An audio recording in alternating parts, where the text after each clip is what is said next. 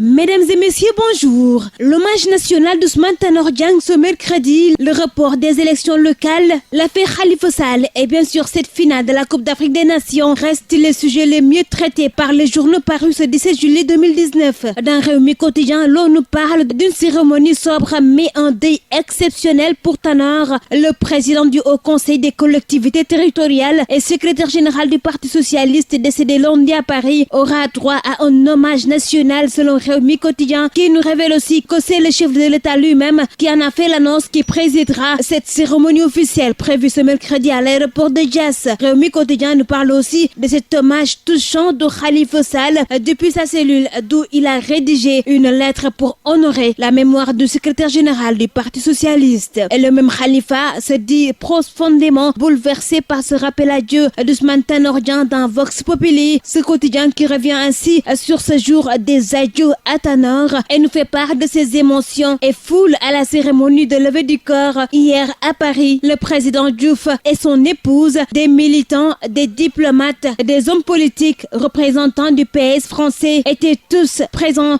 pour dire adieu à Tanor. L'ultime hommage à OTD, ainsi titre L'As Quotidien, qui nous apprend aussi que la dépouille de Tanor va arriver aujourd'hui même et que c'est le président Macky Sall lui-même qui accompagnera le défunt à sa dernière demeure à Nguyen auprès de son papa. Le chercheur Maurice Soudieff-John dans ce quotidien soutient que le PS va s'affaiblir davantage avec le décès de Tanor et l'observateur lui voit tout simplement OTD vers le ciel. Ce quotidien nous apprend par ailleurs qu'Abdou Diouf, lui, ne fera pas le déplacement avec la dépouille de Tanor depuis attendu ce mercredi à 15h30 à l'aéroport de Diass à bord d'un Airbus A319. L'observateur qui nous signale aussi que ces honneurs militaires et l'enterrement se feront à Nguyen dans la concession familiale. Et ce décès de Tanor ne sera pas sans conséquences, bien entendu, puisque Guy Marius Sagna, l'activiste et membre de la plateforme Frappe France Dégage, il a été cueilli hier chez lui par la section de recherche de la gendarmerie, ce pour avoir posté sur sa page Facebook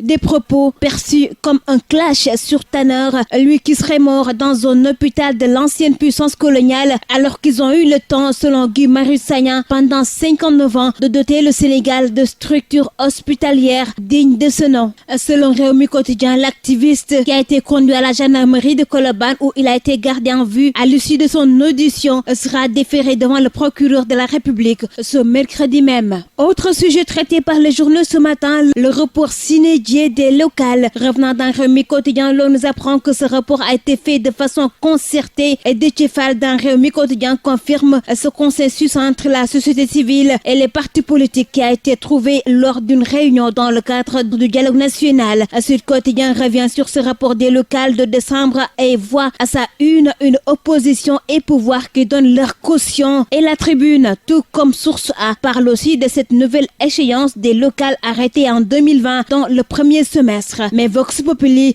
nous signale par contre que ce consensus fort reste malgré tout contesté par le Parti démocratique sénégalais et le CRD qui exigent le respect du calendrier républicain. Et en même temps, Enquête Quotidien parle de ces cascades de report et voit à sa une la malédiction des locales. De 1884 à nos jours, les élections locales n'ont jamais été tenues à la date échue au Sénégal, selon ce quotidien. Et l'affaire Khalifa Sall a aussi intéressé les journaux de ce mercredi, avec la Cour suprême qui rejette sa demande de rabat d'arrêt. Rewmi Quotidien trouve que rien ne s'oppose plus maintenant à la grâce du Khalifa, lui qui devrait pouvoir assister à ces funérailles d'Ousmane Tanor Dieng, selon Hassan Samb, qui poursuit dans ses colonnes qu'aujourd'hui, selon la logique du président Sall, Khalifa peut bel et bien être gracié. Et Sud Quotidien voit le même Khalifa définitivement condamné avec ce rejet du rabat d'arrêt par les chambres réunies de la Cour suprême. La Tribune, de son côté, voit aussi le pensionnaire de Rebeuss qui perd ainsi son ultime recours. Terminons à présent ce tour des kiosques avec les quotidiens sportifs. Stade Quotidien revient sur cette finale de la Coupe d'Afrique des Nations Sénégal-Algérie ce vendredi à 19h GMT. Ce quotidien s'intéresse à ces 7 duels et voit du show entre Lyon et Fennec. Sadio Mané lui doit donner le tournis à Zéphane. Ismaïla Sarr, lui, en détention détonateur face à Ben Sebarni et Ghana lui fera un retour pour éclipser Benacer et Sabali sera le revanchard face à Mahrez. Et Record nous mène à l'infirmerie des Lions en nous apprenant qu'Alfred Ndiaye, il ne jouera pas cette CAN, mais Mbaye Niang, lui, il a repris les entraînements. Et Rewmi Quotidien, dans sa page Sport Plus, nous donne l'identité de l'arbitre de cette finale. Il s'agit du Sud-Africain Victor Gomez, l'incorruptible. Voilà ainsi, mesdames et messieurs, nous bouclons ce tour des kiosques paru ce mercredi 17 juillet 2019. Merci à vous de l'avoir suivi et très bonne lecture à tous.